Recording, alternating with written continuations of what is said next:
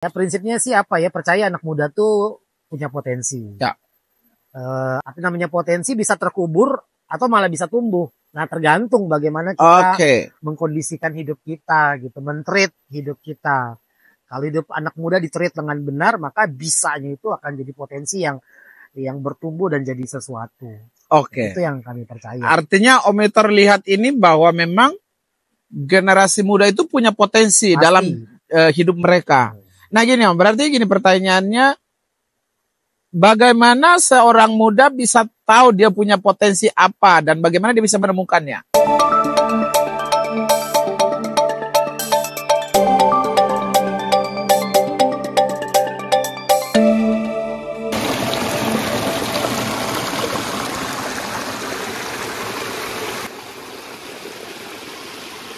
Nah, kita mau lanjut bahas topik yang lebih serius nih. Khususnya yang kemarin bahas di mana tuh, Youthcan ya? Youthcan, muda bisa. Muda bisa. Mungkin Om Iter sebagai orang mastermind-nya yang apa itu namanya itu, merumuskan apa semua ini, jelaskan sedikit. Apa, mengapa, dan kenapa? Youthcan-nya dulu. Saya bisa 2 jam sendiri ngomong nih. Oke, Youthcan, youth dan can, muda dan bisa artinya gitu ya. Oke. Ini 2-3 tahun lalu, 2018 mungkin sekitar itu.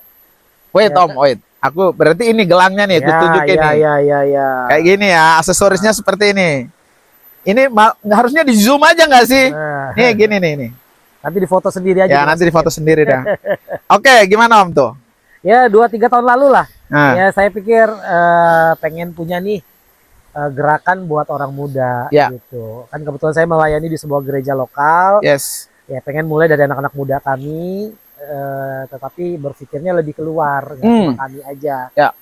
Ya terus terlintaslah 2 kata yang digabungkan ini, youth dan can. Sebenarnya plesetan you can kan, kalau acara-acara motivasi, you can, kamu bisa.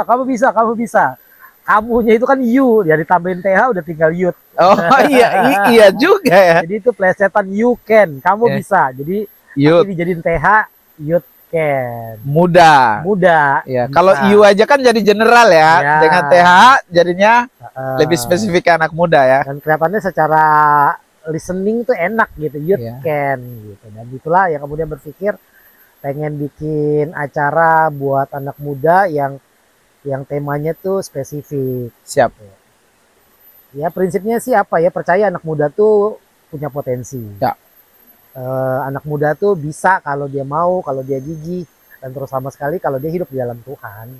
Makanya lambang Youthcan, T-nya itu tetap salib. Ya. Salib ya, benar ya, merah ya. Kita semua menikmati, menjalani, mengisi masa muda ya bersama Yesus sih, secara sederhananya begitu. Karena ya sekali lagi, bilang muda bisa itu bicara potensi.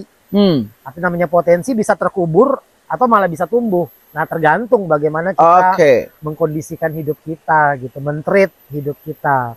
Kalau hidup anak muda di-treat dengan benar, maka bisanya itu akan jadi potensi yang bertumbuh dan jadi sesuatu. Itu yang kami percaya. Artinya Om Iter lihat ini bahwa memang generasi muda itu punya potensi dalam hidup mereka. Nah gini Om, berarti gini pertanyaannya, bagaimana seorang muda bisa tahu dia punya potensi apa dan bagaimana dia bisa menemukannya? Ya tentu pertama, kedengarannya klise, terlalu rohani. Tapi balik lagi, kita semua ini kan diciptakan. Dan yang ciptakan kita Tuhan. Artinya yang punya gambar birunya, blueprintnya, hidup kita harus kemana, harus ngapain, ya pasti ada di tangan Tuhan. Waktu kita punya hubungan, kita punya relationship sama Tuhan, maka gambar itu, peta itu dibukakan, mulai mulai dibukakan, dan kita mulai melihat gitu. Saya percaya sih selalu dimulai dari situ. Dan nanti berangkatnya ya tentu seiring waktu ya kita menemukan, menajamkan setiap talenta, kemampuan, di mana kelihatannya kita mengisi bidang-bidang yang disediakan oleh dunia ini untuk kita untuk berkarir, untuk berprestasi, untuk berhasil, untuk jadi berkat di sana. Dan itu cerita panjang, proses panjang, dan berharap Youthcan itu jadi pengkondisiannya. Akhirnya nanti masing-masing anak muda ya menemukan sendiri apa yang menjadi apa mereka bilang passionnya, apa yang menjadi gairah terbesarnya untuk dia menghabiskan masa muda, menghabiskan umurnya di dunia yang fana ini. Menarik sekali. Jadi itu teman-teman latar belakangnya Youth Can, dan itu yang men-trigger seorang pastor Bapak Pendeta Victor yang mencintai anak muda. Lupa tua apa gimana? Tagline-nya apa? Susah merasa tua. Menolak tua. Dan memang beliau masih muda banget kelihatannya gitu ya. Kelihatannya. Ya, terbukti dari tadi kita jalan saya agak ngos-ngosan, beliau santai aja gitu ya. Aduh, emang. Nah, Om Victor, topik yang sekarang lagi dibahas di Youth Can itu adalah tentang literasi keuangan gitu ya. Apa melatar belakangi kok kenapa topik ini yang diambil di tahun ini gitu? Literasi keuangan sebenarnya topik yang nasional ya, bukan cuma tema Kristen, anak muda gereja. Ya.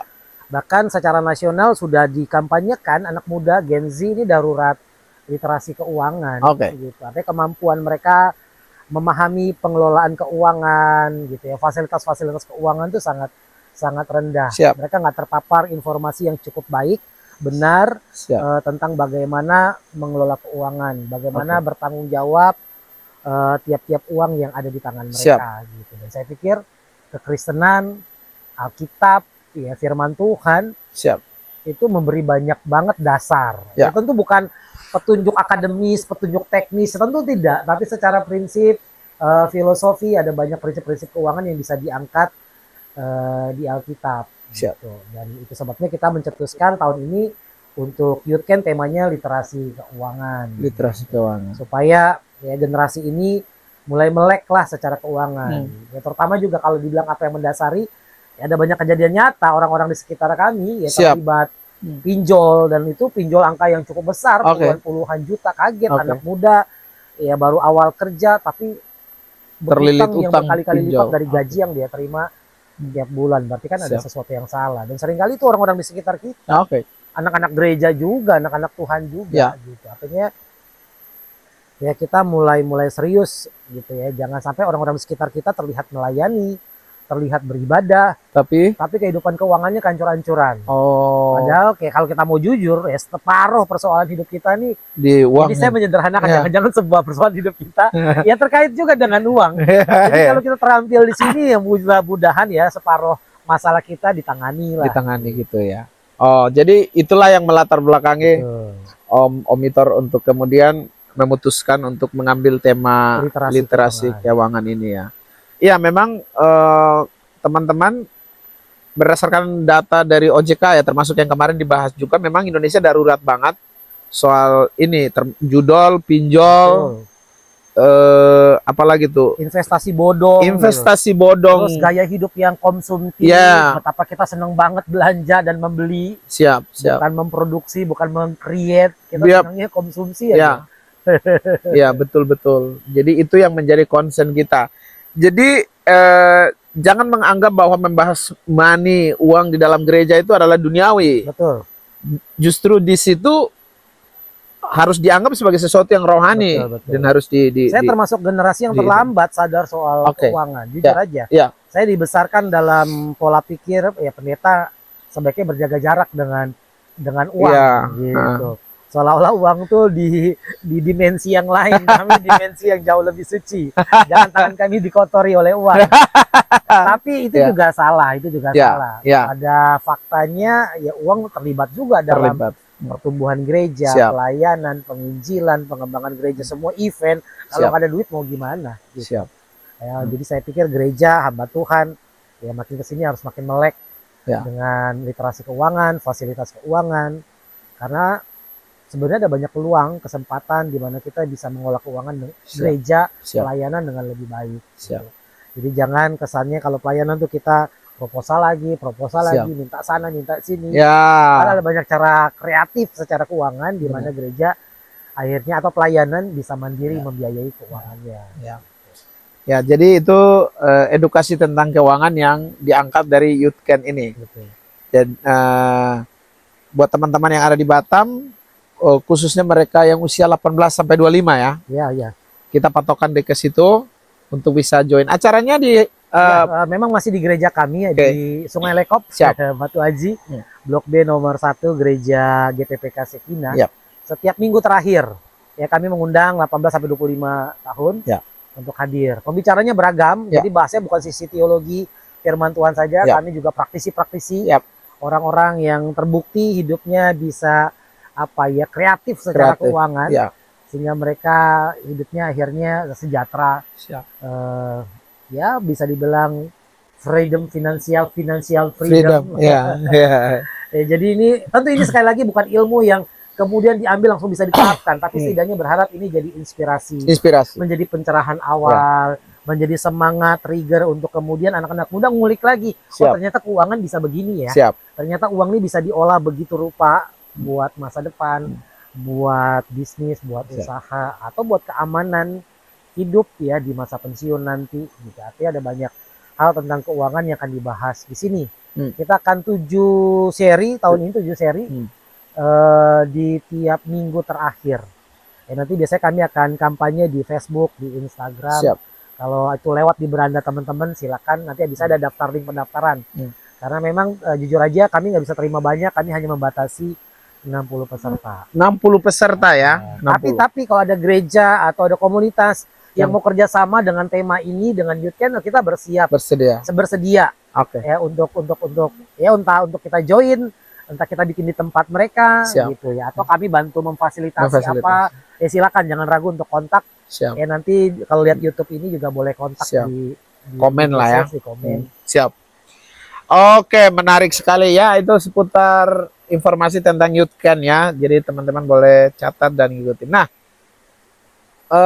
berarti tahun ini sudah 2 series ya? 2 seri. Ya.